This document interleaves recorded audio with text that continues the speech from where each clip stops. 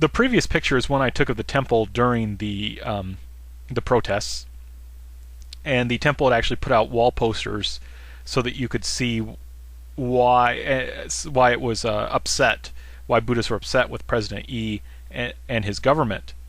And this poster here, the top of it says "Chonggyo Chabyol out," and what this means is Chonggyo is referring to religion, Chabyol is to be separate, and out means get the government out of religion. And this is aimed at the president, because Buddhists were concerned that he was using his position of power, and his allies were doing the same, in order to promote Protestant Christianity against Buddhism. What's interesting, though, is that this exact same issue could be used against Buddhists, but in a different way. Not so much in terms of involvement in political activities, but regarding finances. The Korean government gives a lot of money to monasteries, Buddhist monasteries, in order to help maintain them. And there is a logic to this. Most Buddhist monasteries are built in the mountains where they're are very large and have a lot of different buildings and artistic treasures that they have there. And Buddhism has been in Korea for more than 1,000 years and have very strong influence on its culture. And lots of people go to monasteries not for any religious purpose, but to have fun, because they're basically like parks. I've been to several, and they're very beautiful. And so because of this, the government will say, well, this is for not to promote religion, but just to promote Korean culture and to maintain these great national treasures connected to Buddhism. And this makes sense to a large degree. The issue, though, is that the government also helps fund new construction. So, for example, building new Buddhist statues.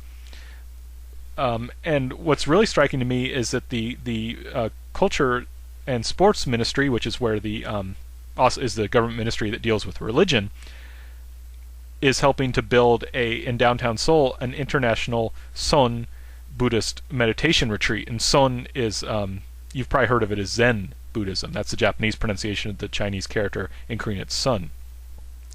And only Buddhism receives these benefits. The government, to my knowledge, does not give money to Protestant Christians or Catholics to help them maintain their churches or to maintain their holy sites. At least not to this degree, unless they maybe do if it's a historical building, but not to the degree that Buddhism receives. And one of the chief reasons that the government does this, part of it is probably in order to get political support from Buddhists, but one of the big reasons is tourism, is the belief that this is money well invested. If you go to the Korean National Tourist Organization website, you'll see the government, or the website promoting, come to Korea to see our beautiful temples, come to Korea to stay at our temples. They have temple stay programs where you can stay at the temple for several days and experience Buddhist life and Korean culture all together. And the idea is this is, in a sense, a kind of investment. So in order to help both, I think, to gain some political support from Buddhists, but also to help build up Korea's international image, to build up its economy and so forth, is one reason the government is willing then to invest money in Buddhist temples in a way that may very well violate the separation of church and state, or religion and state, I should say. I want to give one more example of how the religious organizations and the government in South Korea interact, and that's the Shinyeongsan incident.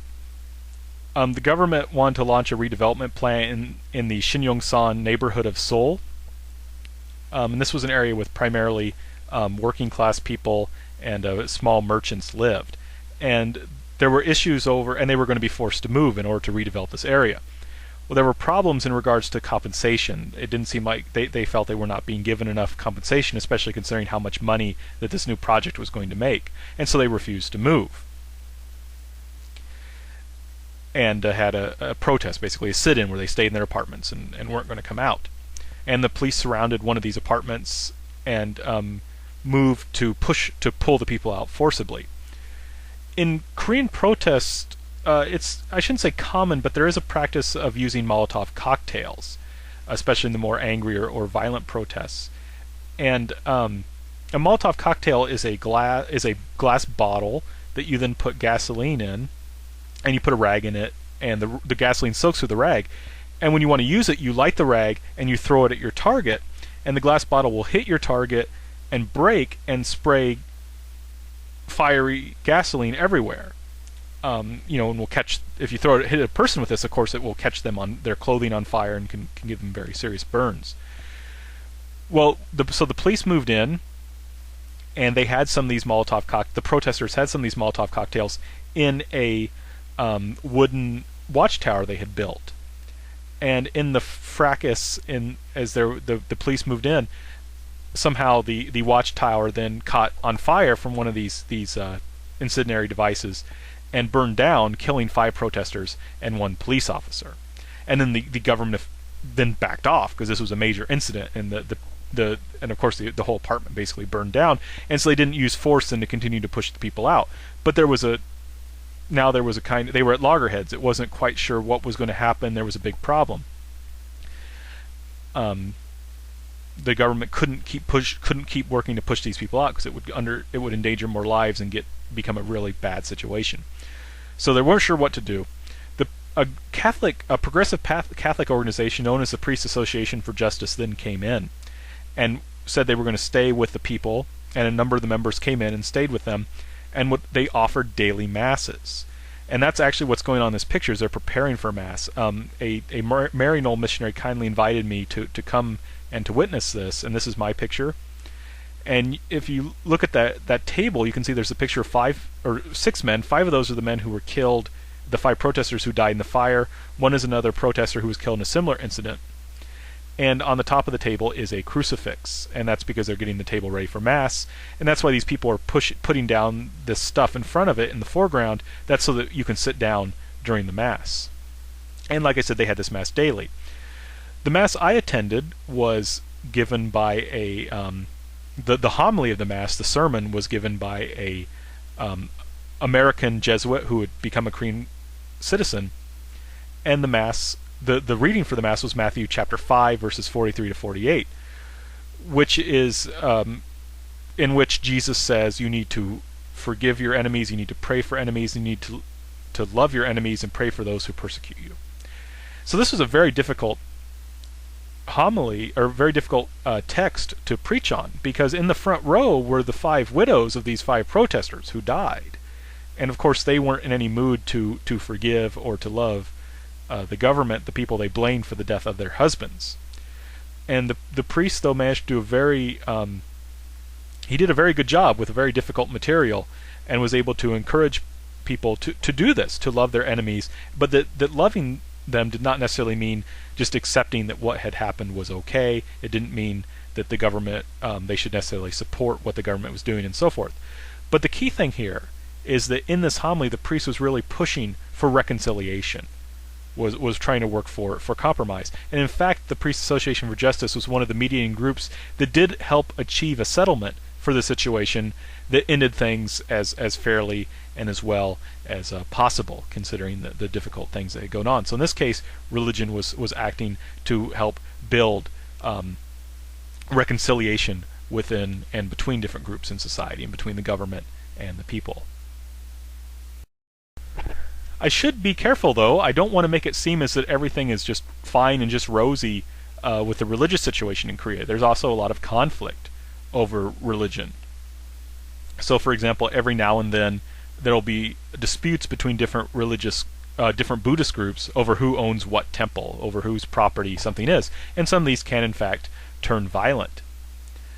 There also, to give another example, there were cases where very conservative Protestant fundamentalist Christians were defacing Buddhist temples, were destroying statues, or painting crosses on Buddhist temple buildings and so forth.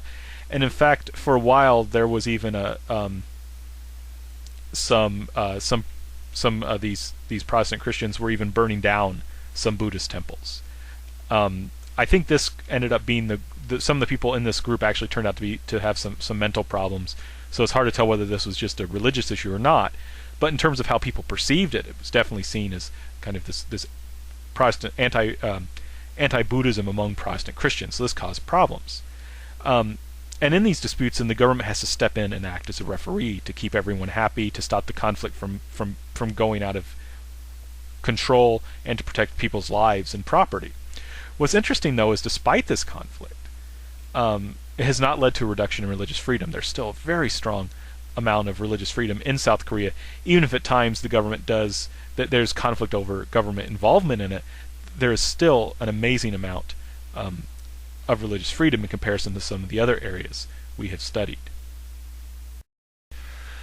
So in conclusion, in China, we see what is essentially a policy of religious tolerance that utilizes the language of religious freedom. So in China, not much has really changed since the pre-modern period in terms of how religion is treated in this sense, is that even though the language of religious freedom has been adopted, you really still have a policy of religious tolerance where religions are treated basically based on the calculation of if they're useful or dangerous or not. In Japan, what we see is a kind of culture war. You have conservative attempts to build state support for religion in violation of the Constitution. Now, these have largely failed. And it's interesting because these attempts, like I say, they're mostly by people on the political right. They're mostly by conservatives. The people on the political left have been the ones that resist it. So we see then a lot of times religion, on one side, this strong connection with Shinto belief is connected to the political right, whereas the political left is often made of non-religious people like Marxists, and also Christians and members of new religions. These tend to be more on the left, at least in terms of where religion goes. And at the same time, while the commitment to the free exercise of religion has been weakened, it's still there. Even after the Aum Shinrikyo incident weakened it somewhat, it still exists. Now in Korea, you see kind of the most mix. In North Korea, it basically doesn't exist. You can't even say that there's religious tolerance, really, let alone religious freedom. But in South Korea, there's a large amount of religious freedom.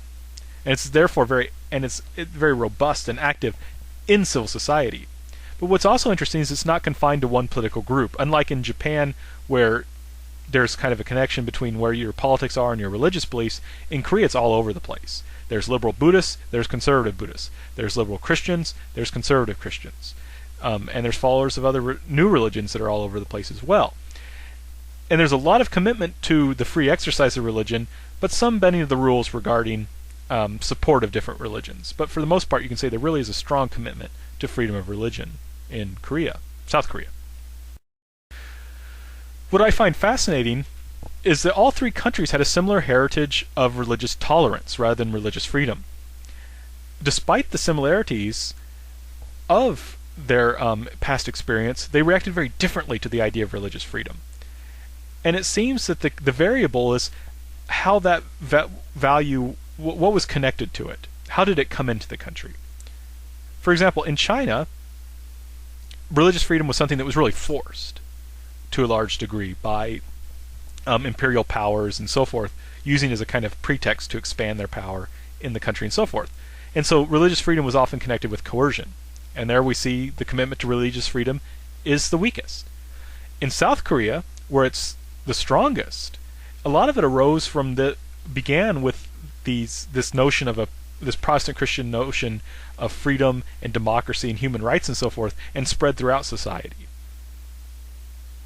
So that it was internalized. It wasn't so much forced as it was something that Koreans really brought in and made a part of their culture and their worldview. And that's where religious freedom then is the strongest. So this seems to be the key variable. And in Japan, where there was some coercion and some internalization, it's in between. But the thing that all the countries share is they all at least pay lip service to the idea of religious freedom. None of them actually repudiate religious freedom and say that it's a bad idea. All of them say, nope, religious freedom is good and we've got it. And I think this shows the power of the idea itself as well as the power of those who believe in it.